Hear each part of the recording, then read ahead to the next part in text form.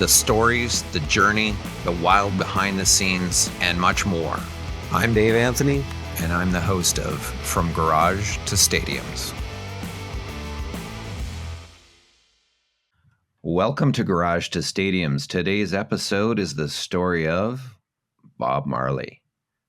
Bob Marley was a widely recognizable global figure who transcended the music industry, first by writing songs that commented on the challenged social condition of his fellow citizens, and then through his active political participation and advocacy to better those people's lives.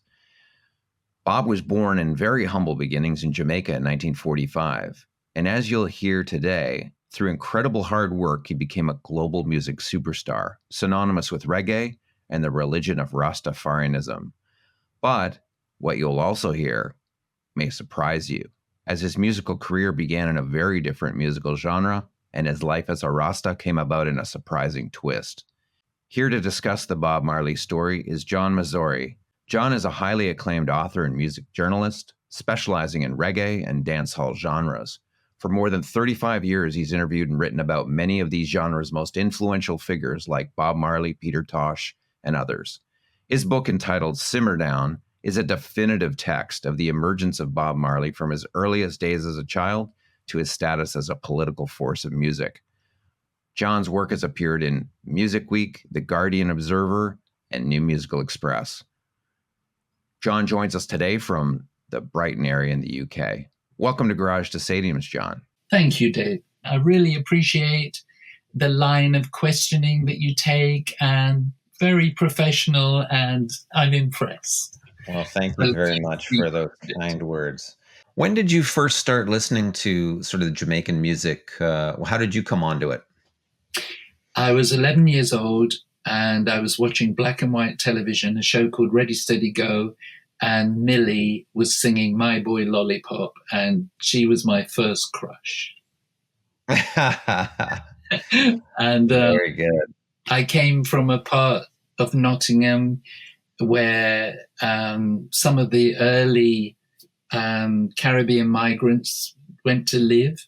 And so it was pretty multicultural in Nottingham, in the Midlands.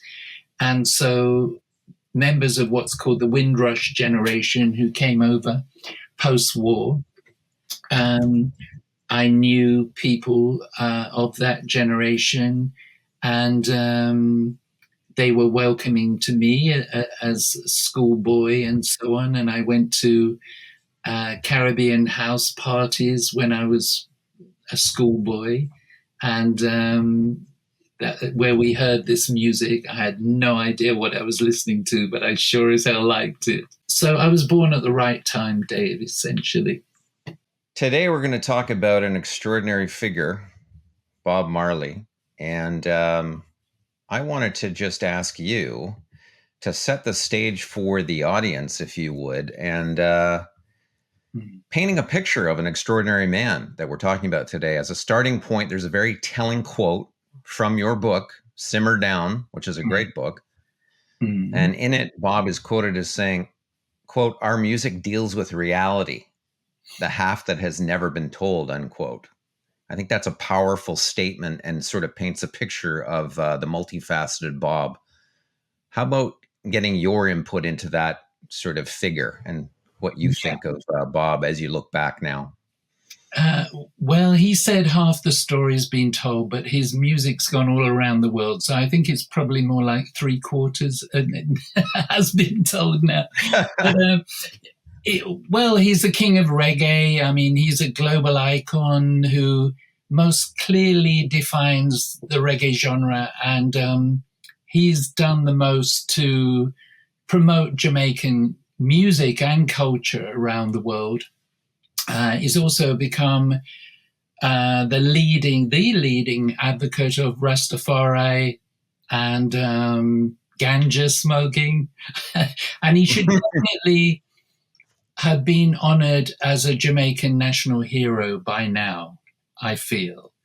That's because his popularity and integrity, both as a spiritual leader and as a musician, are unparalleled. And no matter where you come from or your status in life, you can live by the messages in his music. Having said that, I don't believe he was a prophet. I believe he was a real human being with faults, like the rest of us. And I regard his achievements as being even more great as a result of that. Yeah. Very good. That's an apt description of a very complex man. Let's go back in time and establish the life of Bob Marley and get a sense for where he's from, his family life, because I think that infuses the picture of the man that we ultimately see. Can you give us a sort of a sense of when he was born, where he was born, and what his family life was like? Yes, he was born on February the 6th, 1945. His mother, Cedella Malcolm, was just 18 when she gave birth to him in a hamlet called 9 Miles in the parish of St. Anne in Jamaica.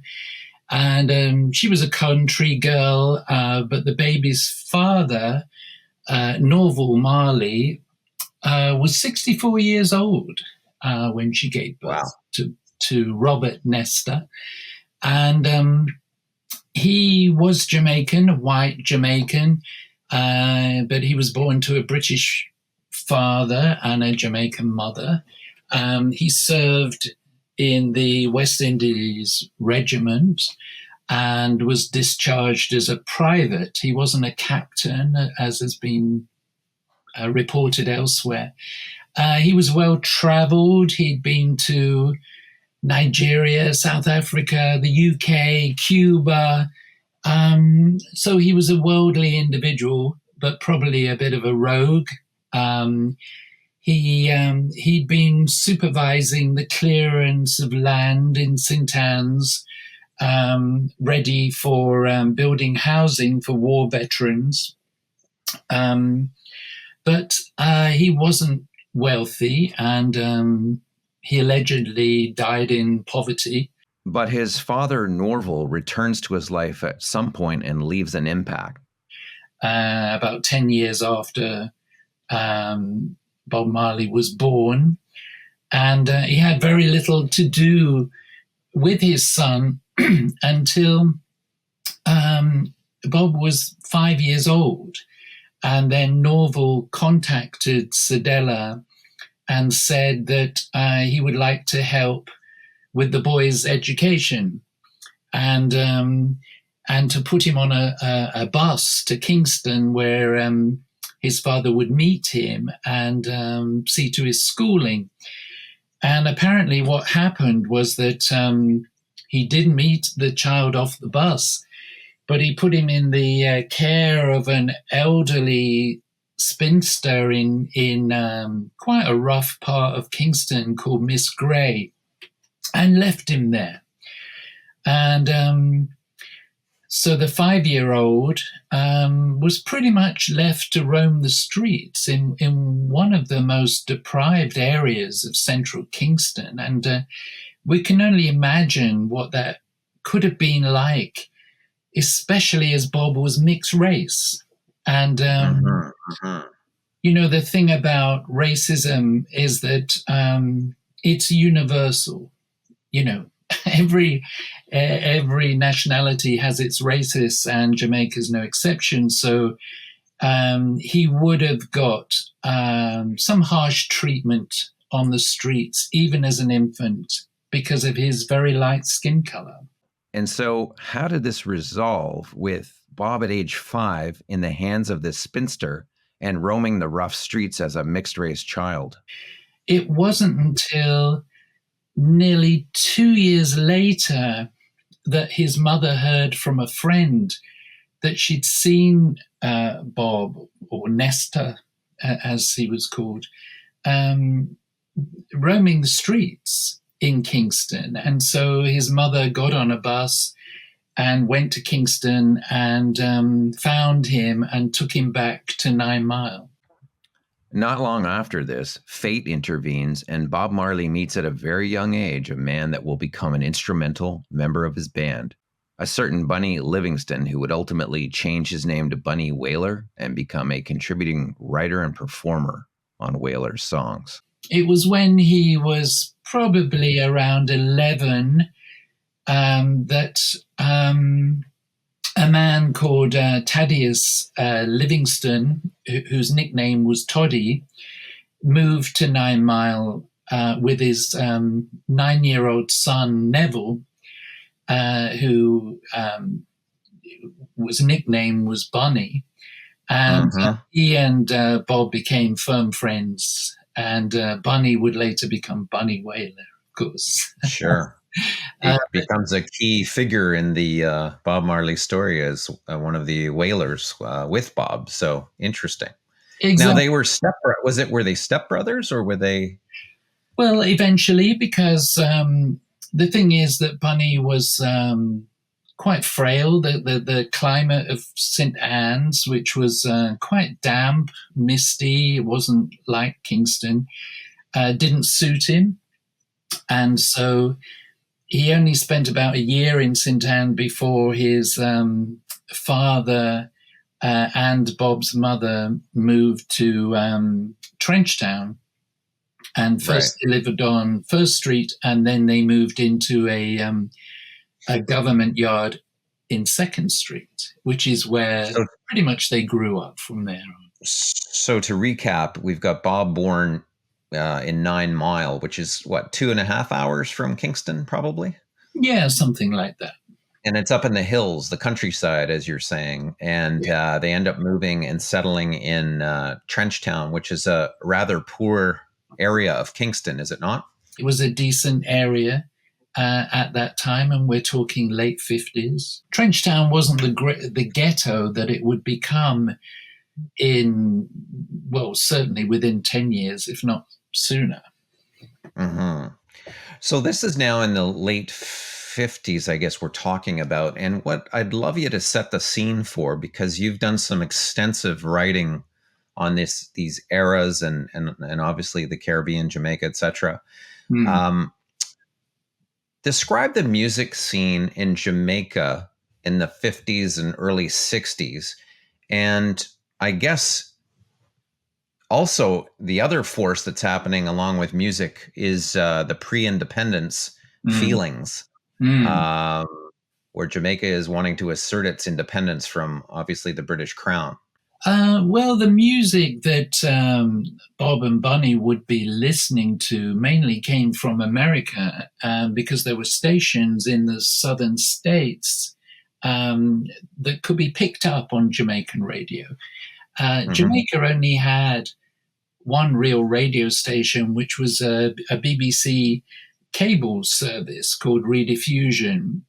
And they played mainly British pop music and very little, if any, local music.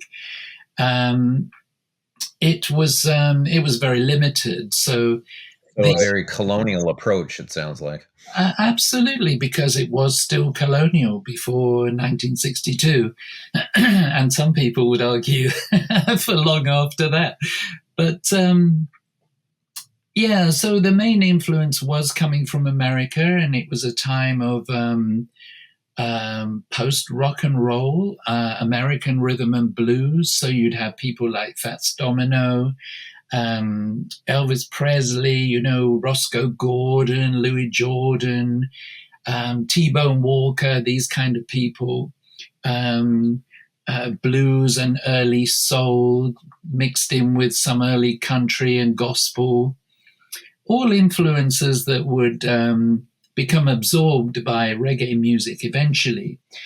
But the music in Jamaica at that time, what remnants or what stirrings of a local music industry was there was mainly dealing with mento, which was almost like a form of Jamaican folk music, a bit similar to the calypso coming from Trinidad. And I think, as you mentioned, independence, there must have been a feeling of real excitement in the air, that Jamaica was at last coming into its own. They were taking back control. They were building new airports and new buildings were going up. And it was this sense of opportunity in the air. And so that would have been very inspiring to musicians and young singers. I guess what occurs is there's kind of an evolution in the sound from the R&B and the Fats Dominoes, etc., that they were kind of importing to sort of the ska sound. Was that just changing the beat on the offbeat? Like, how did that sort of evolution happen? Some people have told me, well, they tried to play rhythm and blues, but it just came out Jamaican. Right. And so whether it was deliberate or not, we don't know, but they came up with a variation called ska that spread like wildfire. But it was a dance, before it was a genre, it was a dance.